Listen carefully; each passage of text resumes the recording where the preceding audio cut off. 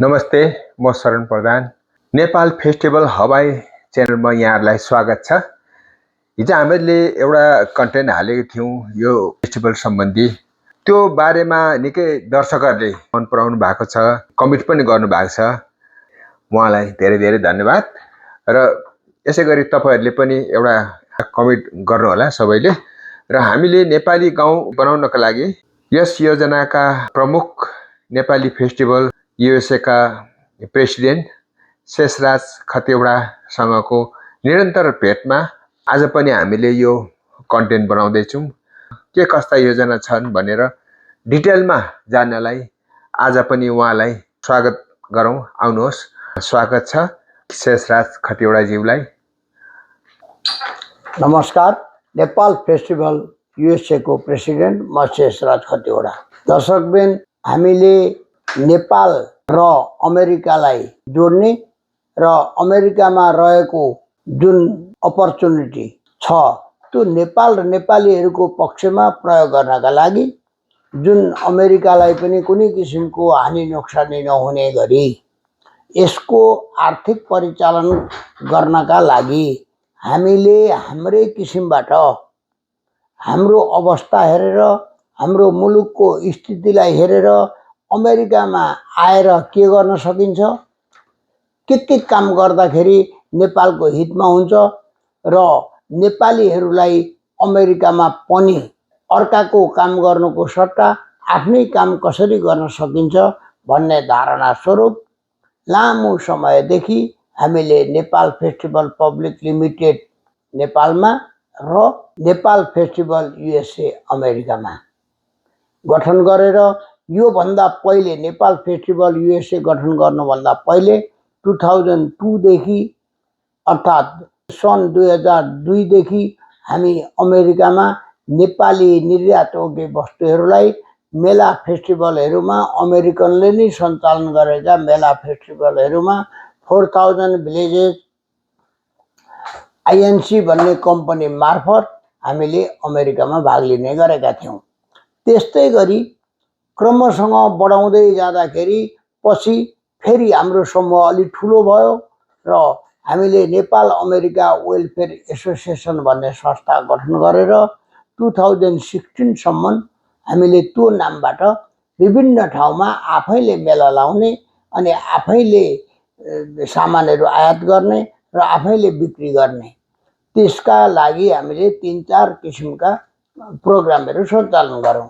एउटा प्रोग्राम भनेको हामीले आफूले मेला लाउने, तिनै मेलामा पनि सामानहरू बेच्ने र नेपाली कल्चरहरूलाई प्रदर्शन गर्ने र पर्यटनको लागि मान्छेहरूलाई आह्वान गर्ने काम गऱ्यौँ।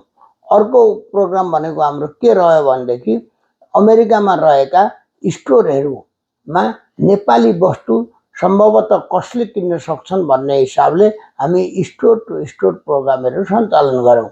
ती प्रोग्रामहरू मार्फत हामीले नेपालबाट आयात गरिएका वस्तुहरू हामीले ती स्टोरहरूलाई सरकारवाला स्टोरहरूलाई बेचौँ, जसमा ग्यास स्टेसन भनेको पेट्रोल पम्पमा रहेका दोकानहरू भए, अनि गिफ्ट सपहरू भए, अनि त्यसपछि जसले रिटेलमा आफ्ना पसलहरूलाई स्ट्रिटमा राखेका छन् तिनीहरूलाई हामीले बेच्ने कामहरू गऱ्यौँ। अब हाम्रो समूह बढ्दै गयो। त्यसपछि हामीले फेरि के गर्यौँ, नेपालबाट सामानहरू ल्याएर अर्काका पसलहरूमा अर्काका ठाउँहरूमा त बुझायौँ अनि अन्तर्राष्ट्रिय बिजनेस मेलाहरूमा पनि भाग लिएर हामीले अर्डर लिएर सामानहरू नेपालमा उत्पादन गर्ने व्यवस्था पनि गऱ्यौँ।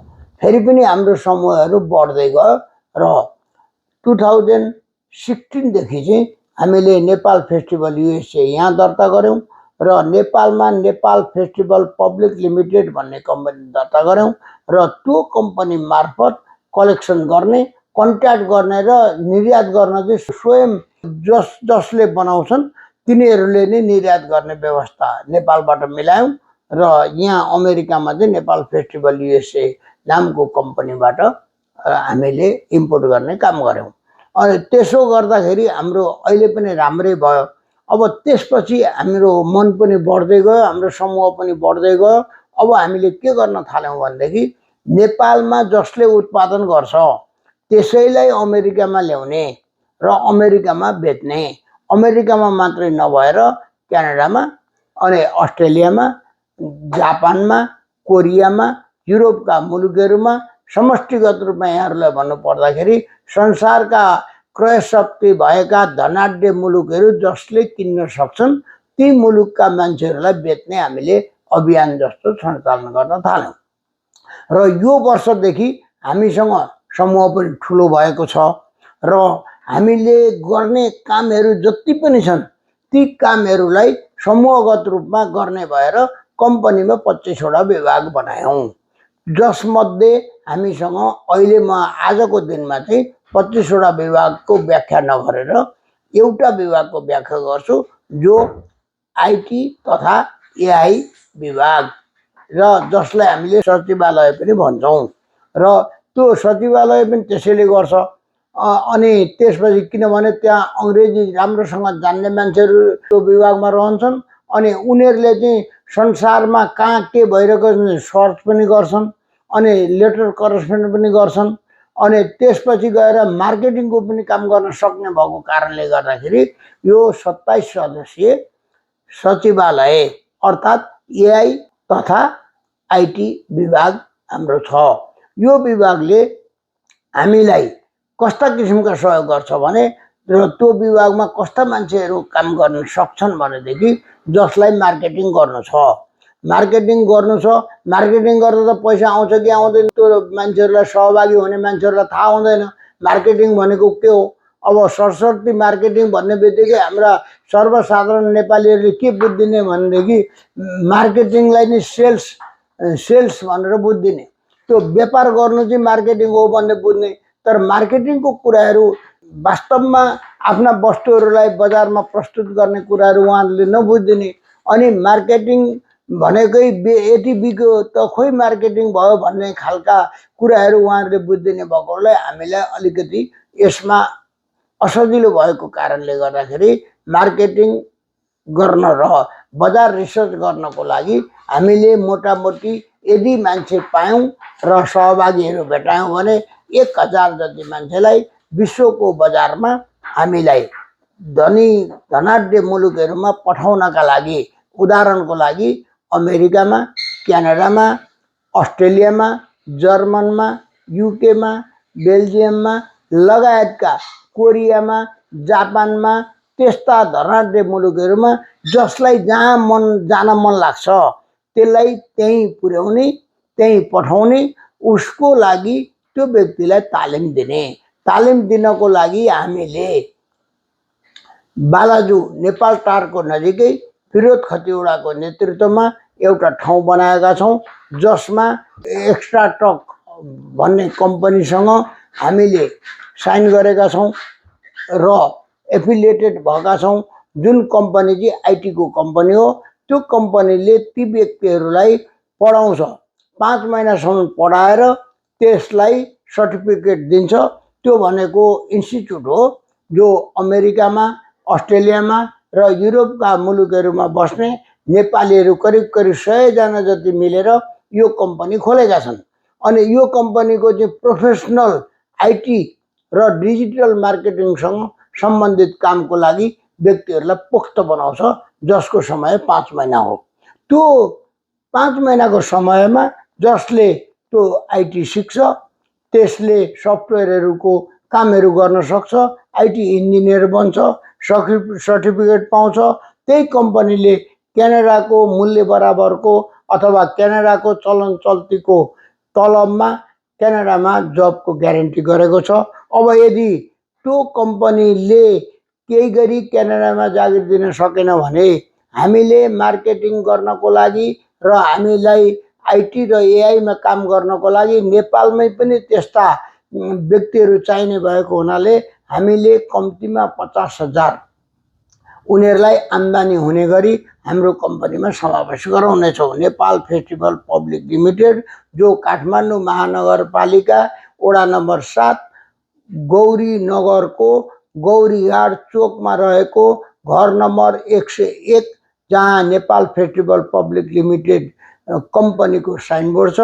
त्यो बिदाको दिन बाहेक 9 देखि 5 बजेसम्म त्यहाँ सम्पर्क गर्न सक्नुहुनेछ र तिनी व्यक्तिले 5 घण्टा 5 महिना 5 घण्टा त्यो नेपाल टारमा बालजुको छेउमा, अब त्यसको ठेगानाहरू हामी पछि हालौँला, सम्पर्क गर्न सक्नुहुनेछ। म शेषराज खतिवडा मेरो फेसबुक पेजमा गएर र अथवा मेरो फेसबुकमा गएर मेसेन्जरमा गएर, अनि मेरो नम्बर हो 7167708922, त्यसको भाइबरमा गएर, यो बुटिकमा गएर र त्यसपछि वाट्सएपमा गएर तपाईहरुले सम्पर्क गर्न सक्नुहुनेछ र सम्पर्क गर्नुहोस्।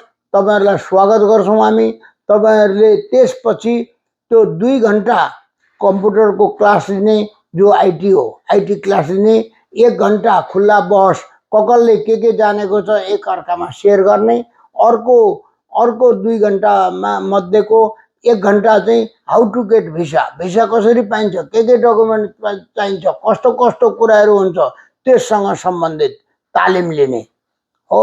अनि त्यसपछि गएर अर्को चाहिँ तपाईलाई कुन देशमा जान मन लागेको छ, त्यो देशमा गएर मार्केटिङ कसरी गर्ने, सेल्स कसरी गर्ने, डिजाइनहरू कस्ता छन् त्यहाँका, कसरी पठाउने, हामीसँग सबै चिजको विभाग छ। सबै तरिकाका मान्छेहरू हामीसँग हाम्रो सम्बन्धमा हुनुहुन्छ, हाम्रो ग्रुपमा हुनुहुन्छ र तपाईहरुलाई हामीले ग्रुपमा आमन्त्रण गर्दछौं।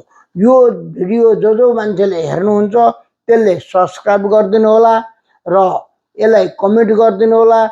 तपाईका मनमा लागेका कुरा खुलस्त प्रश्नहरू राख्नु होला र तपाईको जीवनमा हाम्रो सहयोगबाट के हुन सक्छ त्यो कुराहरू हामी गर्नका लागि तपाईहरुसँग खुलेर आएको छौं। यसलाई हामीले गर्न सक्ने समाजसेवाको रूपमा लिन्छौं, नम्बर 1। तर आईटी चाहिँ अर्कै कम्पनीको भएको हुँदा मार्केटिङ र भिसा कसरी पाइन्छ भन्ने कामको लागि चाहिँ हामीले तपाईहरुसँग 1 रुपैयाँ पनि पैसा लिँदैनौं। तर हामीले हाम्रो लक्ष्य नै तपाईहरुलाई परिचालन गरेर मुलुकको निर्यात बढाउने हो, मुलुकको उत्पादनलाई संसारभरि बेच्ने हो। हाम्रो लक्ष्य नै त्यो हो। त्यसका लागि हामीले सबै तयारी गरेका छौं।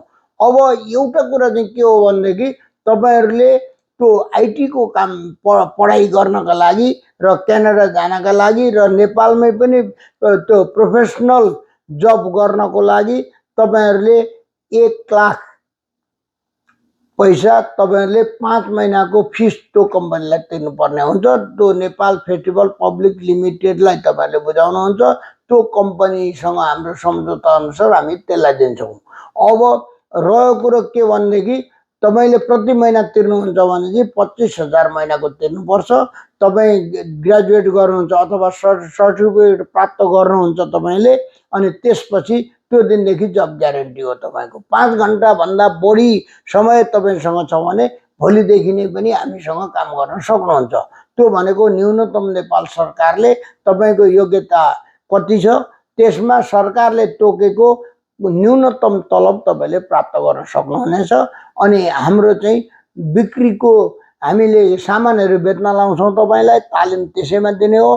त्यो सामान बेच्दाखेरि प्राप्त हुने प्रफिटको 50% सेल्स युनिटमा हामीले दिन्छौं र त्यो सेल्स युनिटमा तपाईहरु कसले कति बेच्नु भएको छ, कति घण्टा खट्नु भएको छ, तपाईहरुले आपसमा त्यो हामीसँग सिस्टम छ। तपाईहरुले दिनभरि कमाएको पैसा बेलुका लिएर जान सक्नुहुनेछ। यति भन्दै हाम्रा सहयोगी अर्थात हामीलाई यस काममा हवाई राज्यमा नेपाल फेस्टिभल हवाई को युट्युब च्यानल सञ्चालन गर्ने र यहाँको मार्केटिङमा हामीलाई सहयोग गर्ने व्यक्ति शरण प्रधानलाई धन्यवाद दिँदै म यहाँबाट बिदा हुन्छु। धन्यवाद, नमस्कार।